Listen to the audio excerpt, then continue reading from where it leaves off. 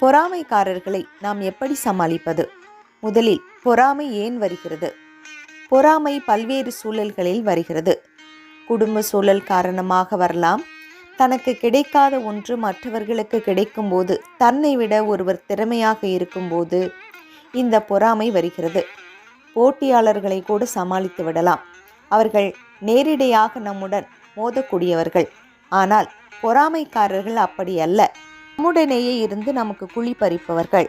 இவர்கள் நம்முடனே பிறந்த உடன்பிறப்புகளாகவும் இருக்கலாம், நம் தோழமைகளாக இருக்கலாம், வேலை செய்யும் இடங்களில் இருக்கலாம், படிக்கும் இடங்களில் இருக்கலாம், ஏன் கணவன் மனைவி இடையேயும் இந்த பொறாமை இருக்கும். இவர்கள் மிகவும் ஆபத்தானவர்கள். இவர்களுடைய செயல்பாடுகள், சொற்கள் மிகவும் மோசமானதாக இருக்கும். நம்மை பற்றி மற்றவர் எது சொன்னாலும் அதற்கு நேர்மாறாக சொல்வார்கள். இது இவர்களை நாம் கண்டறிவதற்கு முதல் படி. நீ எப்ப வாயை திறப்ப, எப்ப வம்பிழுக்கலாம் என்று காத்திருப்பார்கள். நாம் என்ன செய்கிறோம் என்பதை ஒரு கழுகு போல கண்காணிப்பார்கள்.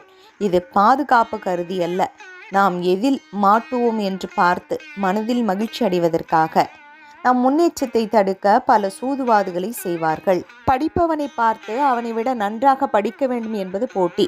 ஆனால் அவனை படிக்க விடாமல் புத்தகங்களை, குறிப்புகளை தேர்வின் போது திருடி வைத்துக் கொள்வது, இல்லை என்றால் அவனை படிக்க விடாமல் ஏதாவது செய்வது போன்ற நிகழ்வுகளை நடத்துவது. சமூகத்தில் இது போன்ற ஒரு சம்பவத்தால் ஒரு கொலையே நடந்துள்ளது. இன்று நாம் வைக்கக்கூடிய வாட்ஸ்அப்பில், ஸ்டேட்டஸில், இல்லை யூடியூப்பில் நம்மை பற்றி நல்ல வாழ்த்து செய்திகள் வந்தால் மறுநாள் அதற்கு வாழ்த்து தெரிவிக்க வேண்டும். ஆனால் ஏதோ காரணம் சொல்லி சண்டை போட்டு வம்பிழுத்து அவர்களை அழுகி வர அளவிற்கு பேசி அதனால் சந்தோஷப்பட்டு கொள்வார்கள். இதுதான் பொறாமைக்காரர்களுடைய அடையாளம். இவர்களிடம் நாம் ஜாக்கிரதையாக இருக்க வேண்டும். இவர்கள் எந்த எல்லைக்கு வேண்டுமென்றாலும் போவார்கள். நம்மை பற்றி என்ன வேண்டுமென்றாலும் சொல்வார்கள். பொறாமைக்காரர்களை கண்டறிந்து அவர்களிடம் இருந்து விலகி இருப்பதே நமக்கு நல்லது. தாயாக இருந்தாலும், தகப்பனாக இருந்தாலும், பிறந்தவர்களாக இருந்தாலும், கணவனாக இருந்தாலும், யாராக இருந்தாலும் கெட்டவன் கெட்டவன்தான். அவர்களினுடைய குணத்தை நாம் ஒருபோதும் மாற்றவே முடியாது.